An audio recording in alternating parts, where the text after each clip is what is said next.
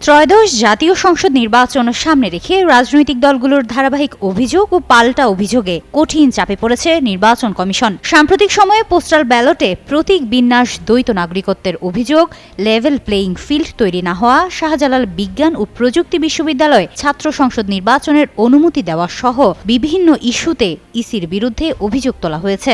এমন সব অভিযোগ ঘিরে নির্বাচন কমিশনের নিরপেক্ষতা ও গ্রহণযোগ্যতা নিয়ে প্রশ্ন উঠছে রাজনৈতিক অঙ্গনে। আইন অনুযায়ী বিদেশি নাগরিকত্ব থাকলে তা ত্যাগ না করলে সংসদ নির্বাচনে অংশ নেওয়ার সুযোগ নেই, কিন্তু এমন বিধান যথাযথভাবে অনুসরণ করা হয়নি বলে অভিযোগ করেছে জামায়াত ও এনসিপি। এই পরিস্থিতিতে সোমবার হঠাৎ করেই প্রধান নির্বাচন কমিশনারের সঙ্গে বৈঠক করেন পুলিশের আইজি বাহারুল আলম। পাশাপাশি পোস্টাল ব্যালট নিয়ে নিবন্ধিত রাজনৈতিক দলগুলোর প্রতিনিধিদের সঙ্গে বৈঠক ডেকেছে ইসি। ভবিষ্যৎ হোক নিরাপদ, বিনিয়োগ হোক বিশ্বস্ত, আর আমার পছন্দ সল্ট বে। ওয়েলকাম টু সল্ট বে। নির্বাচন বিশেষজ্ঞরা বলছেন, প্রতিদ্বন্দ্বিতাপূর্ণ নির্বাচনে অভিযোগ পাল্টা অভিযোগ স্বাভাবিক হলেও কিছু গুরুতর অভিযোগ ইসির গ্রহণযোগ্যতাকে প্রশ্নবিদ্ধ করছে, যা শেষ পর্যন্ত পুরো নির্বাচনের গ্রহণযোগ্যতার উপর প্রভাব ফেলতে পারে।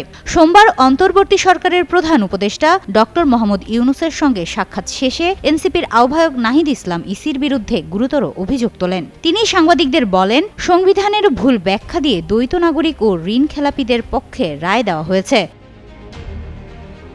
সাবেক নির্বাচন ব্যবস্থা সংস্কার কমিশনের চেয়ারম্যান ডক্টর বদিউল আলম মজুমদার মনে করেন, বর্তমান পরিস্থিতির জন্য ইসি নিজেই অনেকটা দায়ী। তার মতে, সংস্কার প্রস্তাবগুলো আমলে নেওয়া হলে এমন বিতর্ক তৈরি হতো না। বিশেষ করে দ্বৈত নাগরিকত্বের বিষয়ে ইসির অবস্থান অস্পষ্ট ছিল বলে তিনি মন্তব্য করেন।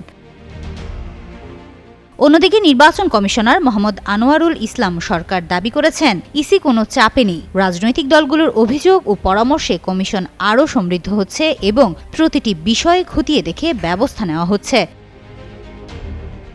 ইসির বিরুদ্ধে পক্ষপাতের অভিযোগ তিন দলেরই, বিএনপি, জামায়াত ইসলামী ও এনসিপি। তবে নির্বাচন বিশেষজ্ঞ ডক্টর আব্দুল আলিম সতর্ক করে বলেন, রাজনৈতিক চাপ অব্যাহত থাকলে ভোট গ্রহণের প্রস্তুতি ব্যাঘাত ঘটতে পারে। তার মতে, একটি গ্রহণযোগ্য নির্বাচনের স্বার্থে এই মুহূর্তে সব দলের সহযোগিতা অত্যন্ত জরুরি। সব মিলিয়ে নির্বাচন কমিশনকে ঘিরে চলমান এই অভিযোগ পাল্টা অভিযোগ নির্বাচনের পরিবেশ ও আস্থার উপর কতটা প্রভাব ফেলবে সেদিকেই এখন তাকিয়ে রাজনৈতিক মহল। হিমাতুল জান্নাত, যুগান্তর নিউজ।